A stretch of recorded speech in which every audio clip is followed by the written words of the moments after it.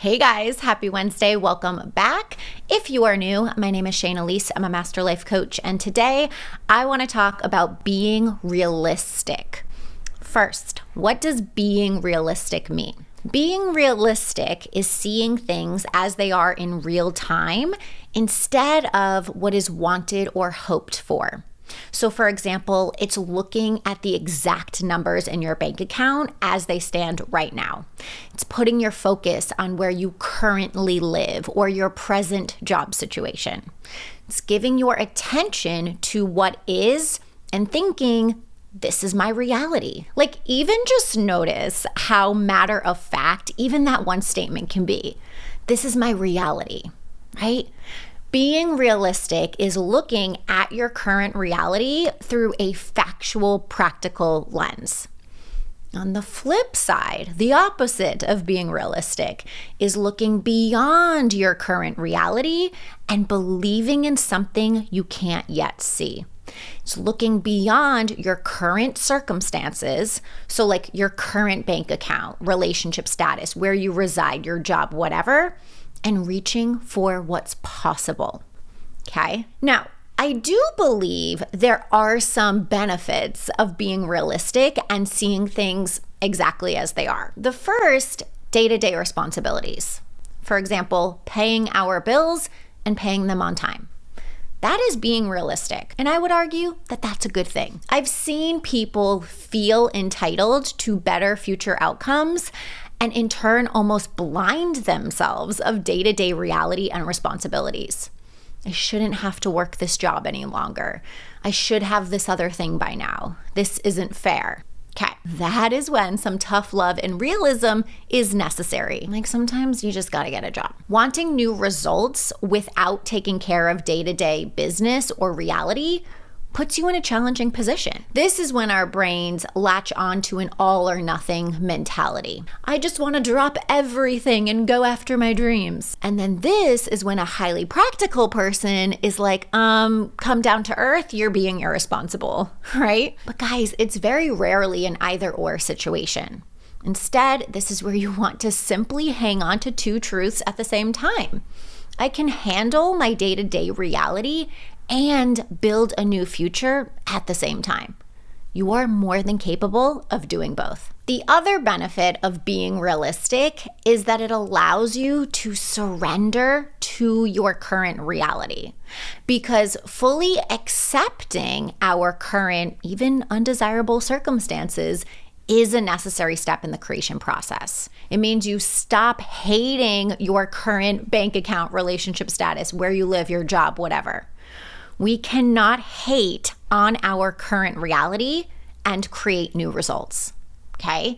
And so when you're willing to be realistic, you're also willing to make peace with the present moment first and then think beyond it to create new. So good. So like, even going back to the thought, this is my reality, that thought can actually serve you quite well with the right energy. Like, there's a big difference between, this is just my reality, always in debt, always busy and stressed, another day at the job, versus this is my reality right now, and that's okay. Notice the difference. The former is really victim-y, while the latter oozes acceptance and even empowerment. So now let's talk about the huge disadvantage of being realistic and subscribing to this way of thinking and this way only. We cannot think the same thoughts and create new results. We cannot think the same thoughts and create new results.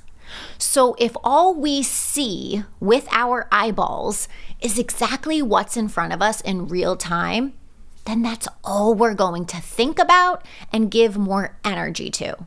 And if our current results are all that we're giving attention and focus to, we continue to create more of the same. For example, if I look at my current bank account and I see that I'm in the red, and that's all that I think about, I'm in the red, I'm in debt, I'm so broke, I have no money, this is so hard, this is my life. I'm going to continue to generate feelings of lack and scarcity. Lack and scarcity will continue to fuel fear-based action and perpetuate the cycle. And that's what so many of us do when we're being realistic. We're like, these are the real numbers in my account, Shayna. I can't ignore this. This is my reality. That tangible evidence, man, it's convincing, isn't it? Way more convincing than believing in a pile of money that doesn't physically exist yet. Or the dream career, house, whatever you desire. The dialogue in our logical minds, or sometimes other people's minds, sounds like, come on, you've got to be realistic here. This is our reality. You're living in la la land if you're not facing it. You're fooling yourself. And then we just go back to seeing what's in front of our eyes and giving more attention to what we no longer want, right? Like, imagine Elon Musk sitting with the idea for Tesla and thinking to himself, it's not realistic. It doesn't exist right now. I've never done it before. No, but that's what so many of us do. I've never made that much money before. I've always lived in the same town. I've never had a job that I loved. If you just keep looking at current evidence to dictate your future, you're screwed. You've got to be willing to be unrealistic and believe in something you can't yet see. This is how you create anything new. Because if you're not willing to believe in something new first, your brain will never attempt to seek new ways of creating it. Oh my, write that on a Post-it right now, people. If you're not willing to believe in something new, your brain will never attempt to seek new ways of creating it. You'll just stay creating what you already know how to create. Same thoughts, same feelings, same actions, same results. One of my favorite stories of all time is the opening of Disney World. Walt Disney wasn't there because he had died a few years prior. And one of the reporters at, the grand opening said, man, it's too bad Walt wasn't here to see this. And another reporter responded, he did see this. That's why it's here. I love that story. You've got to be willing to think in the possibility of achieving something you've never achieved before, even with no evidence in the present. So good. Like, I guarantee if you look around at the people in your life who are highly practical and logical, their external results haven't changed much at all. And I do not say that to judge those people by no means, but rather from a place of observation.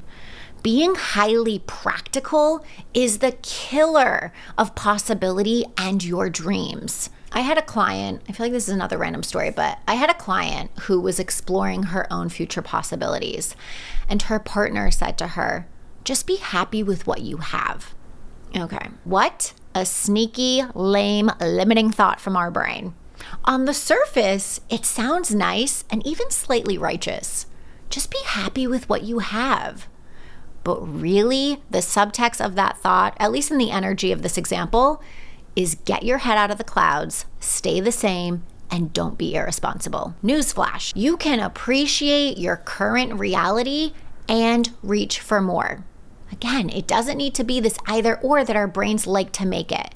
Yes, take care of your day-to-day reality and then commit every single day to thinking beyond it. Yes, accept and nurture your present circumstances and create bigger, better results. That is the deliciousness of growth and why we are here, to be deliberate creators.